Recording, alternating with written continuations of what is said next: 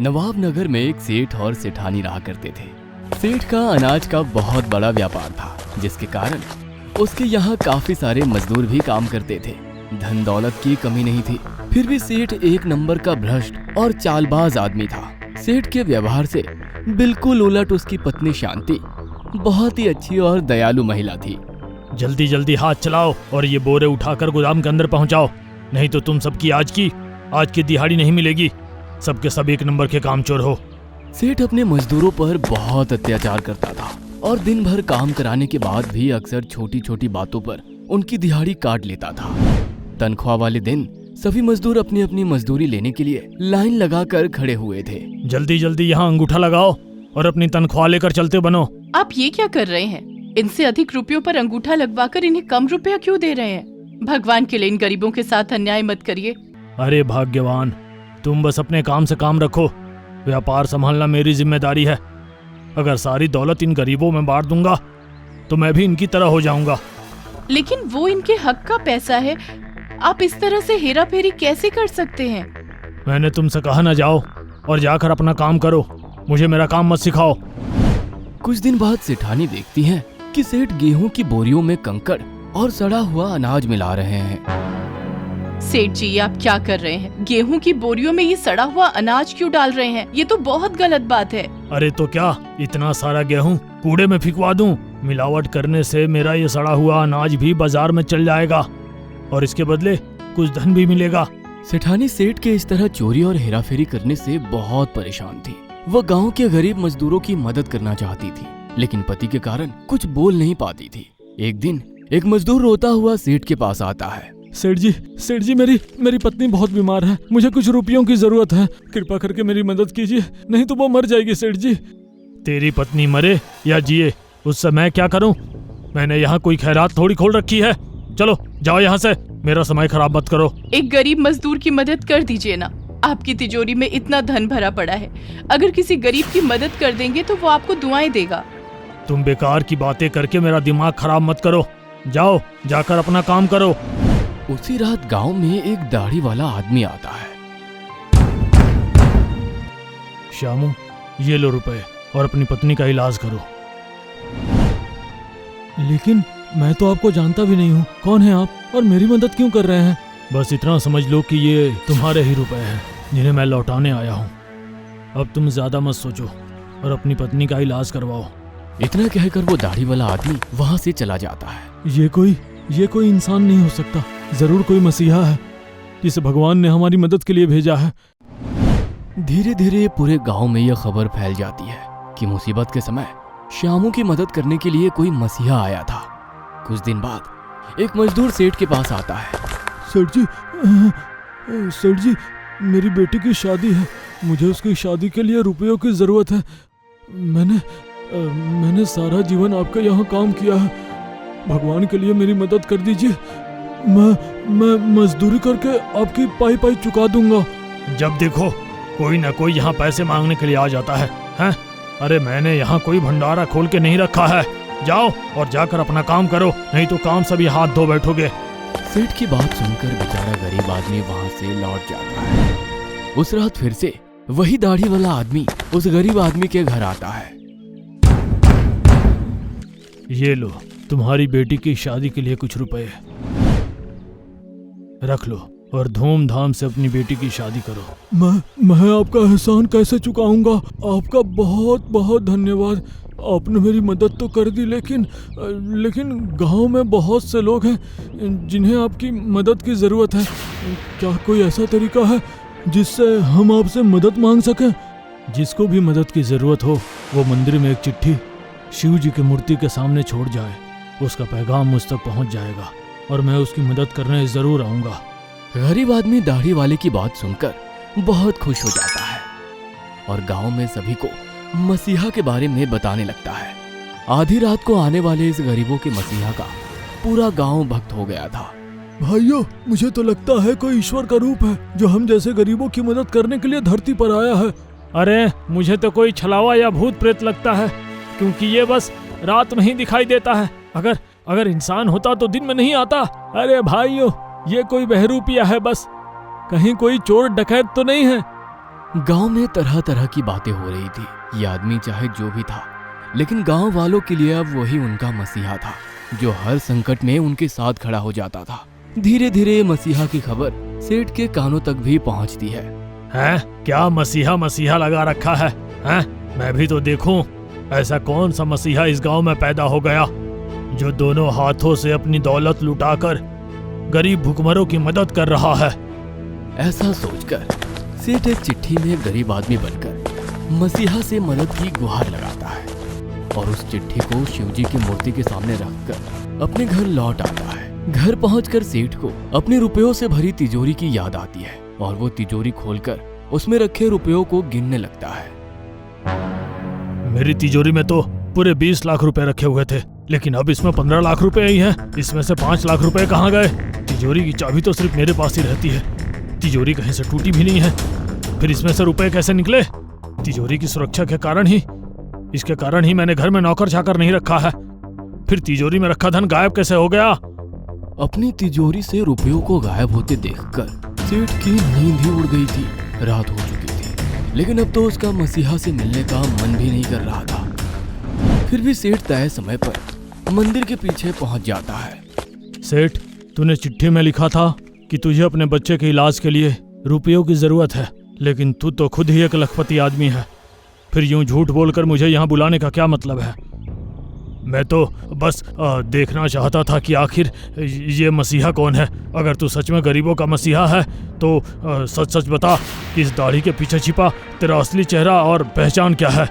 तेरी फिजूल बातों का मेरे पास कोई जवाब नहीं है। जरूरतमंद लोग मेरा इंतजार कर रहे होंगे। इतना कहकर वो मसीहा वहां से चला जाता है। सेठ भी अपने घर आकर बिस्तर पर लेट जाता है। आज उसकी आंखों से नींद कोसों दूर थी। बिस्तर पर करवटें बदलते हुए उसे रात के 2 बज जाते हैं। अचानक ही उसे अपने कमरे में आहट सुनाई देती है। इतनी रात गए मेरे कमरे में कौन आ रहा है? मैं चुपचाप आंखें बंद करके लेटा रहता हूँ, देखता हूँ कौन आता है। कुछ ही देर में सेठ के कमरे में दबे पांव एक शख्स घुसता है।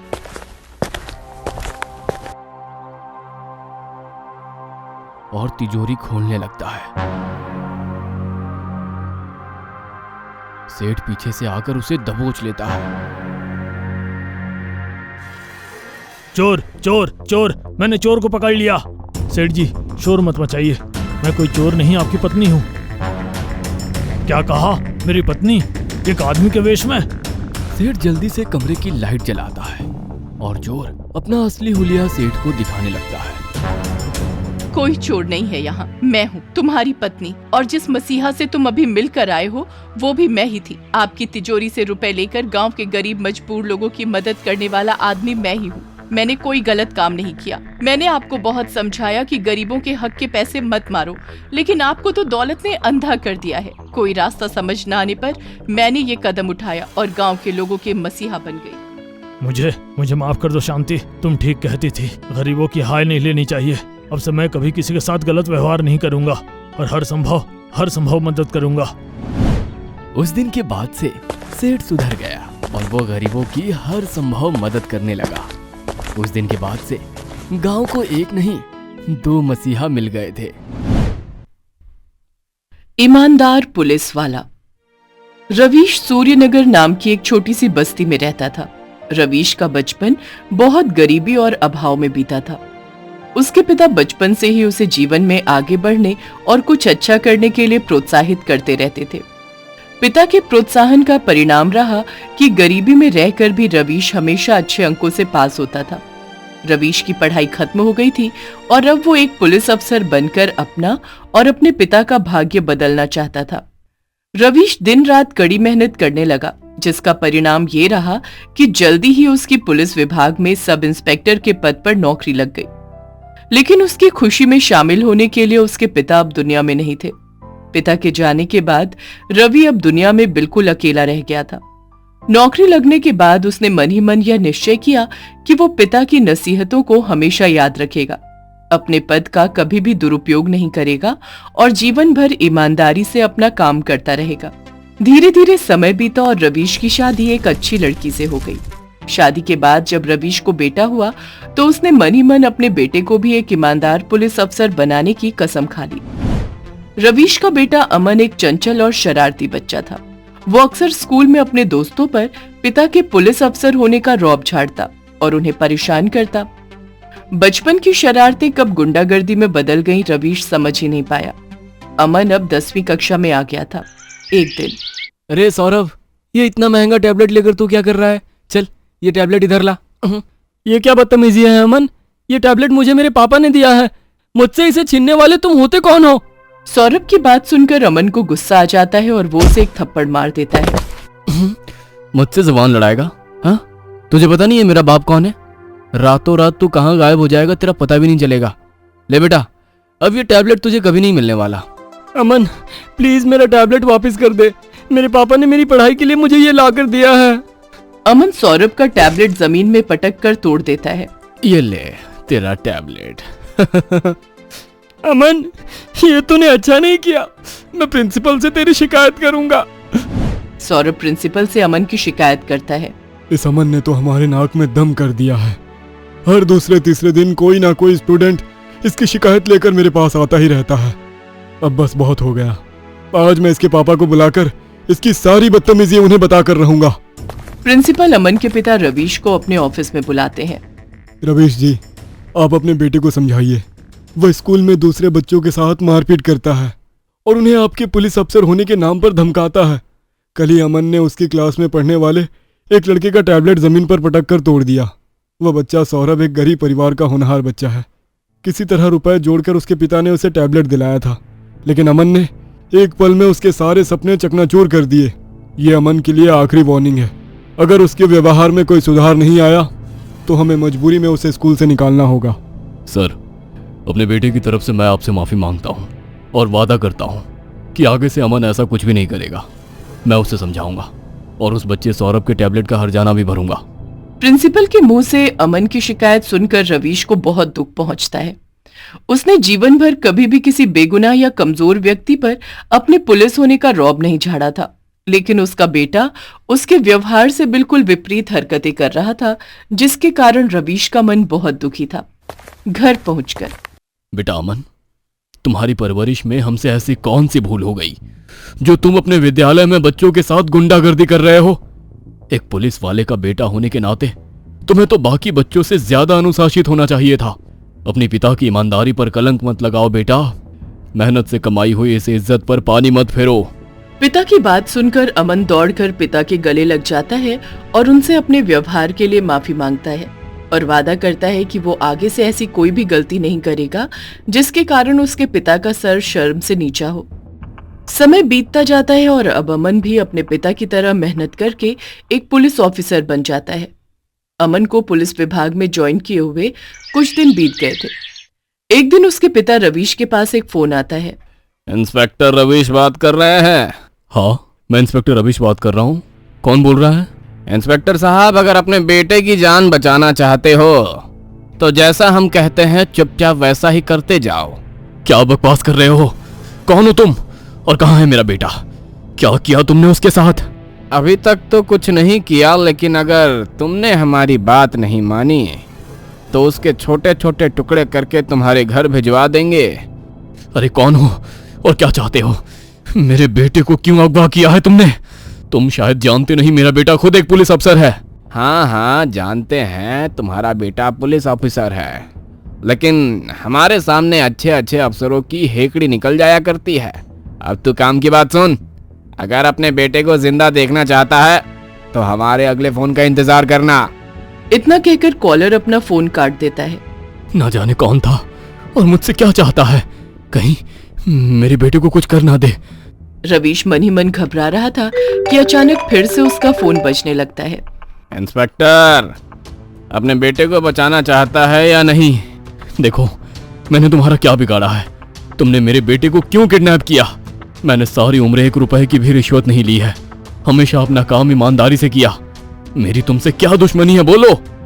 इंस्पेक्टर साहब, इमोशनल ड्रामा करने से मुझ पर कोई असर नहीं होने वाला। सबसे पहले बात तो यह है कि आपको अपने बेटे की किडनैपिंग की खबर अपने पुलिस डिपार्टमेंट को नहीं देनी है।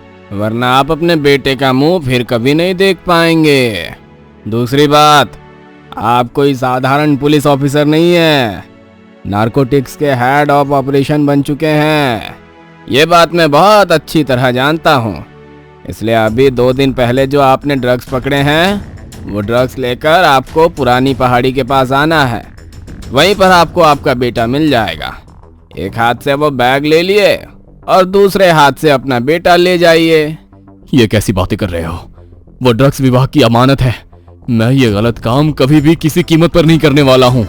सोच लीजिए इंस्पेक्टर साहब, अगर नहीं करेंगे तो फिर मुझे भी आपके बेटे को मारने में कोई संकोच नहीं होगा। लेकिन मैं वो ड्रग्स स्टोर में जमा कर चुका हूँ। वो ड्रग्स अब मेरी पहुंच से बाहर हो चुकी है। अगर मैं आपके बेटे को किडनैप कर सकता हूँ तो इतना तो आप भी समझते ही होंगे कि मैं आपके डिपार्टमेंट के अंदर की भी सारी बातें जानता ही हूँ। बातें करने में अपना समय खराब मत कीजिए।